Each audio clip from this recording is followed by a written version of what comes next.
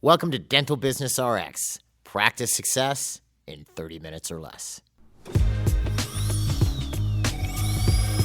Thank you for calling ABC Dental.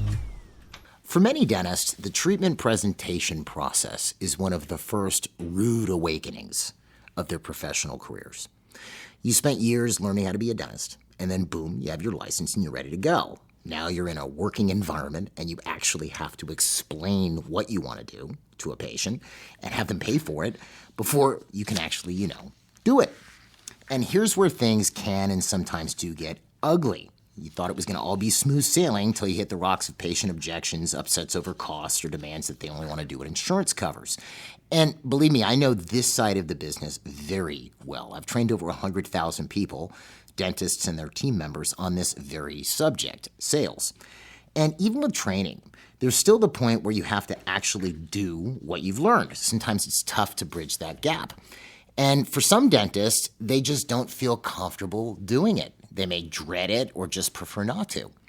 So for this week's episode, I wanted to take this up, how to become more comfortable with the treatment presentation process. And of course, my object in doing this is to increase your treatment acceptance.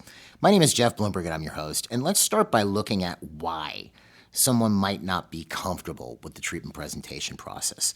At its core, it's a communication problem, but it breaks down a little bit further into 2 points. One, you might have somebody who just isn't comfortable talking to people or people they don't know or new people. I've seen that happen from time to time.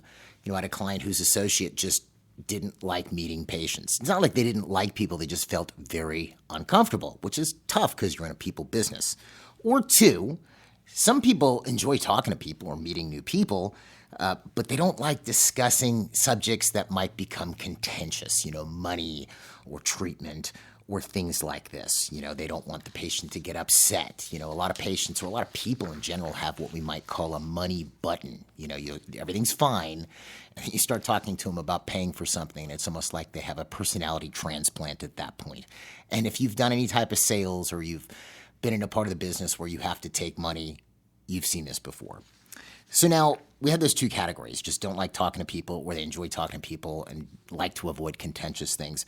Most people fall into the second category, okay? Most people fall in the second category, but there are people in the profession who just they're uncomfortable talking. It's not like they don't like talking to people, but they're uncomfortable talking to people. Okay, so beyond training, which you absolutely should do, what should you do about this? Well, I want to get into that. Before I do, I just want to say this. If you are a dentist in private practice and what a patient accepts or doesn't accept has any bearing on your career, you absolutely need to be trained to sell properly, professionally. It's silly not to be, because no matter what clinical training you do, if you can't get a patient to want to do it, you're not going to be doing it. You could learn to do FMRs and all-on-X's and all kinds of cool procedures, but if patients won't accept it, you're just not going to be doing it unless you want to do it for free. So sales training, in my opinion, if you're going to be in private practice, is not just something that's a nice thing to do. It's almost a professional requirement, okay? Not that you have to do it with us. I'd suggest you do it with us because we're the best. Ideally, you'd come to the MGE Communication and Sales Seminars. I put a link to it on the episode webpage. I'm doing this more of as an appeal than a shameless plug. This is something you just need to know.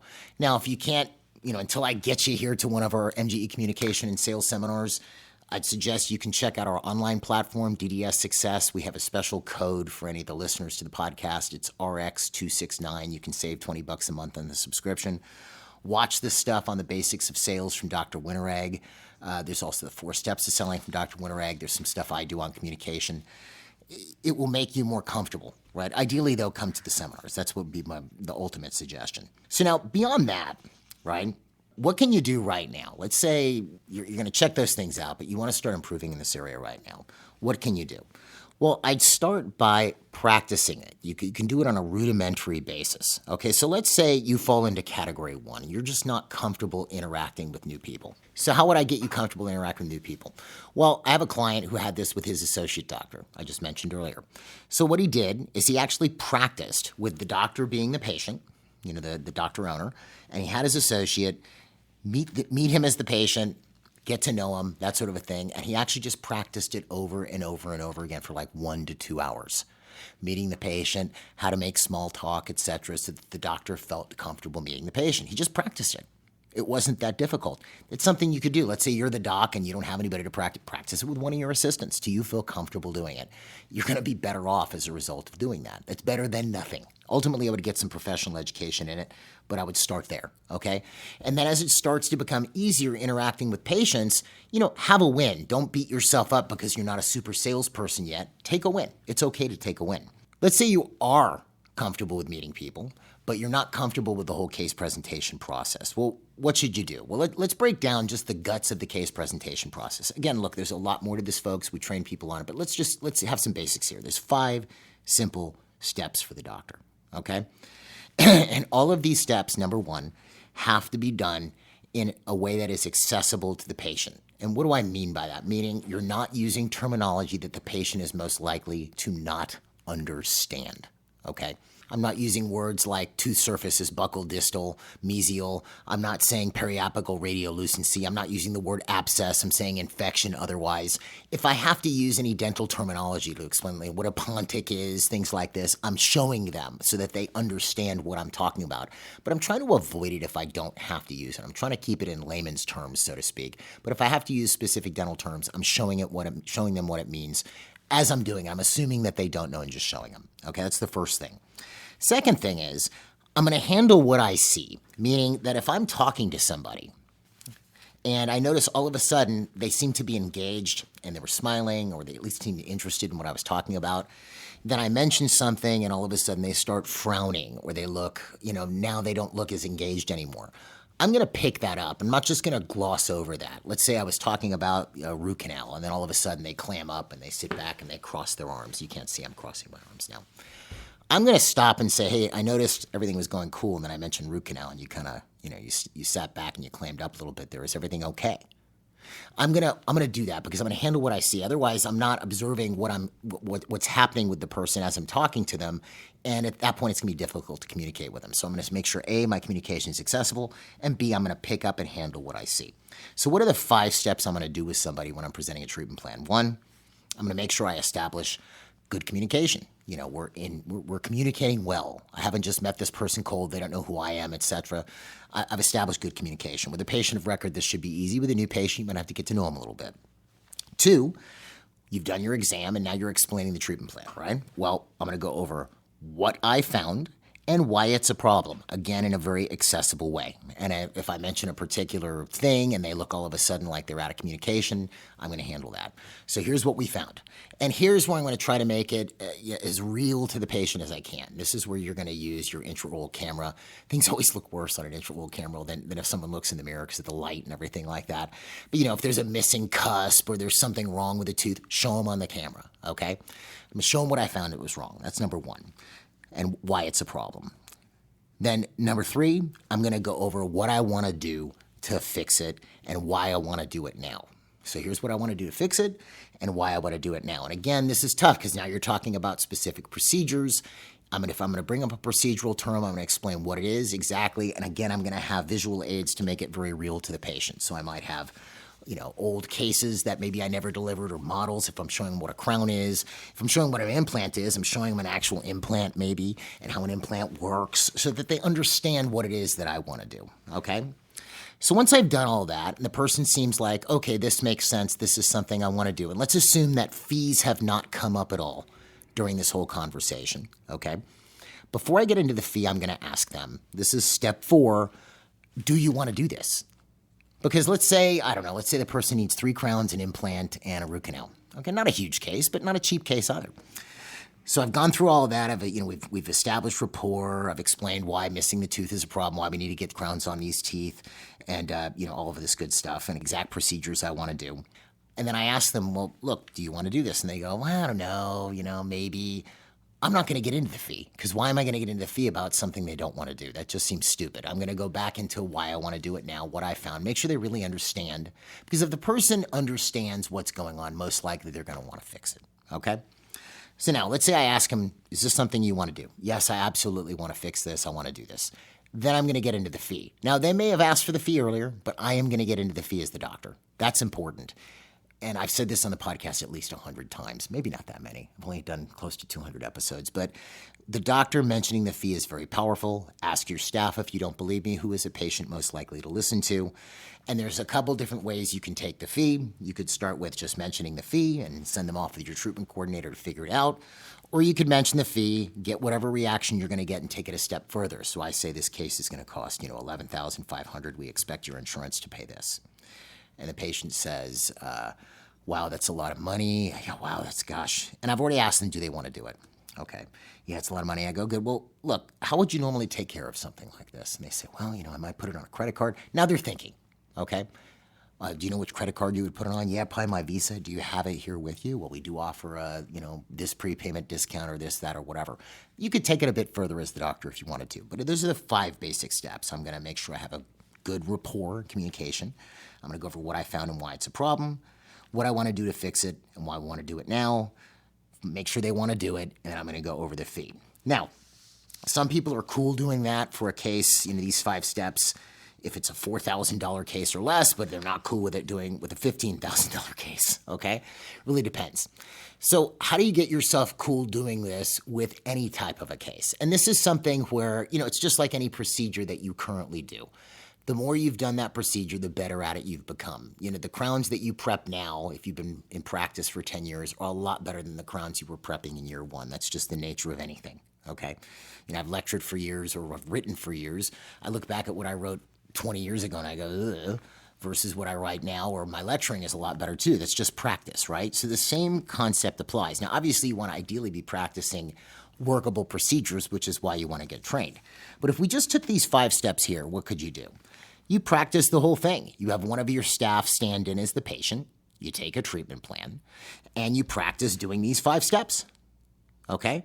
And let's say you're fine on doing steps 1 through 4. You build the rapport, you go over what you found, what you want to do to fix it, and do they want to do it? But then when it comes to mentioning the fee, it's almost like you throw up in your mouth. Well, then practice saying it over and over again so you can say it looking the patient in the eye and with confidence. Don't make it weird, right? But, we could just tell them, yeah, this is going to be $14,200 without, wanting to go, ugh, or your stomach hurting or feeling uncomfortable saying it or looking embarrassed. There's nothing weirder about that. I want you to imagine this for a second. If you're buying something, let's say you're buying, a car, a washer, dryer, anything. Not that I want to compare healthcare to consumer items, but let's just say you are. And the price tag's not on it, let's say. And you get to the point where you're asking the salesperson, how much is this? And they look sheepish at the floor, look sheepishly, and they're almost embarrassed to tell you how much it is. Well, it's $2,200. Wouldn't that be weird? You would expect them to just give you the price. Well, you should be the same way. There's nothing wrong with that. And maybe you did it before and someone made you wrong for it, and that's not cool, right? On the person who made you wrong for it. There's nothing wrong with you charging a fair fee for what you do. And especially if your object is you want to help people, which is what you're there for, and you're doing good treatment. You're trying to restore this person's health, function, and aesthetic. There's nothing wrong with that. So you should feel completely confident doing it. So let's say, again, you have no trouble with steps 1 through 4, or rather 1 through 3, or 4 rather, and you get to step 5, the fee, and you kind of clam up. Well, practice doing it. Practice doing it within your staff so you can do it comfortably. Okay, over and over and over again. The other thing is, a lot of times people will ask, well, when should the treatment coordinator be in the room? Well, I've done podcast episodes where I've talked about, depends on the treatment coordinator, depends on the case, etc. But if you're having trouble with your confidence, I'd have them there the whole way. Sometimes just having another person there with you as you're doing the presentation can really help. It's almost like moral support. I was talking to Sabri earlier, and Sabri's probably one of the best people I've ever met when it comes to sales. Like, she's just the best salesperson I've ever met. She's just amazing. Now, was she's always the best salesperson? No, but she's been doing it now for quite some time.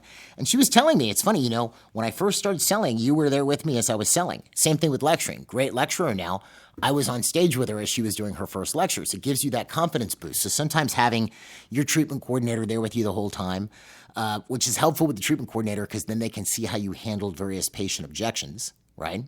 Which obviously are going to come up as you're going through all this. The patient might have questions. You want to make sure you answer their questions.